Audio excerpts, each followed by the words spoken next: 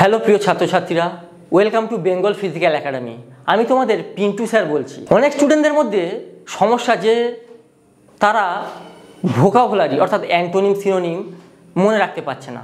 তারা পড়ছে কিন্তু আবার ভুলে যাচ্ছে, কনফিউজড হয়ে যাচ্ছে পরীক্ষার খাতায়।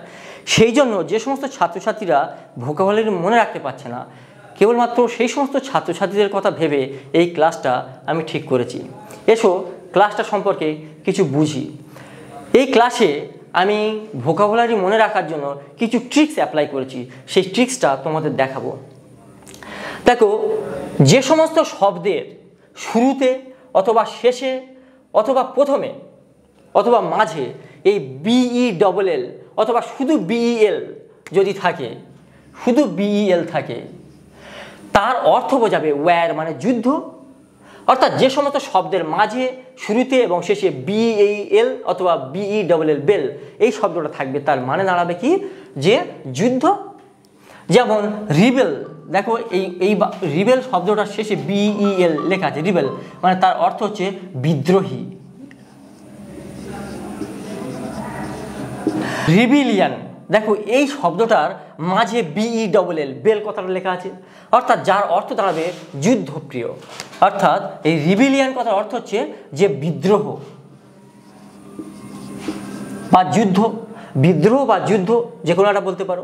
আবার দেখো বেলিজারেন্ট, দেখো এই শব্দের শুরুতে BELL কথাটা লেখা আছে, অর্থাৎ তাহলে এই শব্দের অর্থ যুদ্ধ সম্পর্কিত হবে। তাহলে এই বেলিজারেন্ট কথার অর্থ হচ্ছে যারা যুদ্ধবাজ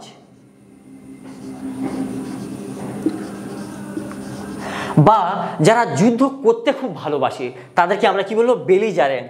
আবার দেখো বেলিকোস, এই শব্দটার শুরুতে দেখো BELL লেখা আছে, তাহলে এই শব্দের অর্থ আমরা দাঁড়াবে কি, যারা যুদ্ধ সম্পর্কিত, অর্থাৎ এটাও আমরা কি বলবো, যুদ্ধপ্রিয় বা যুদ্ধবাজ, এটাকেও বলা যায় যুদ্ধবাজ। আবার অ্যান্টিবেলাম, দেখো এই শব্দের এইখানে শেষের দিকে লেখা আছে BELL বেল, কিন্তু শুরুতে লেখা আছে অ্যান্টি, অ্যান্টি মানে পূর্বে, অর্থাৎ যুদ্ধের পূর্বে। অ্যান্টি মানে পূর্বে আর বেল BELL মানে যুদ্ধ, তারা যুদ্ধের পূর্বে বোঝাচ্ছে। অর্থাৎ অ্যান্টি কথার অর্থ কি, পূর্বে, আর বেল কথার অর্থ হচ্ছে কি, যুদ্ধ। অর্থাৎ এই অ্যান্টিবেলাম কথার অর্থ হচ্ছে যুদ্ধের পূর্বে।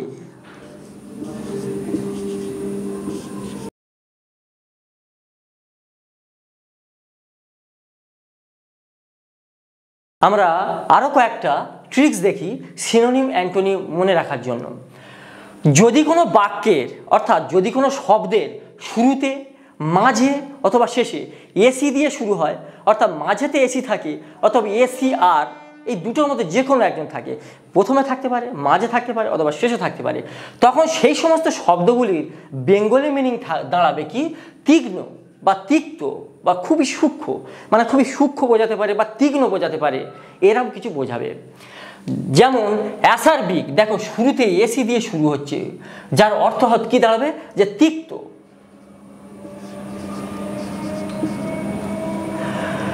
অ্যাসিড, দেখো শুরুতে এসি দিয়ে শুরু হচ্ছে, যার অর্থ দাঁড়াবে কি, তীক্ষ্ণ।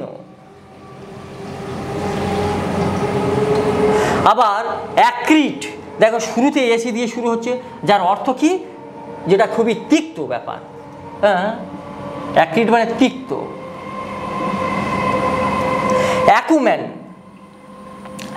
হ্যাঁ তো অ্যাকুমেন, তাহলে এর অর্থ দাঁড়াবে কি, যে খুবই সূক্ষ্ম।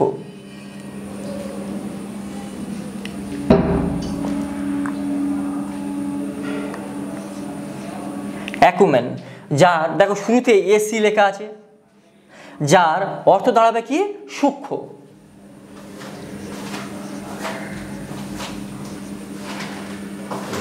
আবার অ্যাকিউট, শুরুতে দেখো এসি লেখা আছে, এর অর্থ দাঁড়াবে কি, তীক্ষ্ণ বা অ্যাকিউট মানে সূক্ষ্ম।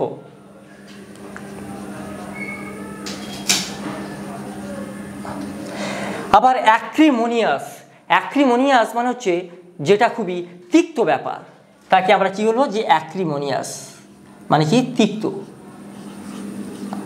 অর্থাৎ যে সমস্ত শব্দের শুরুতে এসি থাকবে অথবা এসি আর থাকবে, সেই সমস্ত শব্দগুলির বাংলা মানে দাঁড়াবে তীক্ষ্ণ অথবা সূক্ষ্ম এই অথবা তিক্ত, এই তিনটে মিনিংয়ের মধ্যে আসবে। তবে সূক্ষ্ম এবং তিক্ত আসার সম্ভাবনাটা বেশি, তবে তিনজনেই আসতে পারে। তাহলে তো আমি তো এই কথাই লিখেছি, আরও শব্দ আছে যে সমস্ত শব্দের শুরুতে এসি থাকবে তাদের প্রত্যেকের মিনিং কিন্তু এই তিক্ত অথবা তীক্ষ্ণ অথবা সূক্ষ্ম বোঝাবে। আমি শুধু এই কথাই লিখেছি, যেমন অ্যাসারবিক মানে তিক্ত, অ্যাসিড মানে তীক্ষ্ণ, অ্যাক্রিড মানে হচ্ছে তিক্ত, অ্যাকুম্যান মানে সূক্ষ্ম, অ্যাকিউট মানে সূক্ষ্ম বিচার বুদ্ধি সম্পূর্ণ, আর অ্যাক্রিমোনিয়াস মানে হচ্ছে তিক্ত। প্রিয় ছাত্রছাত্রীরা, তোমাদের যদি এই ক্লাসটা ভালো লেগে থাকে তাহলে বেঙ্গল ফিজিক্যাল একাডেমির চ্যানেলটা সাবস্ক্রাইব করবে এবং বন্ধুদের মধ্যে শেয়ার করবে। জয় হিন্দ।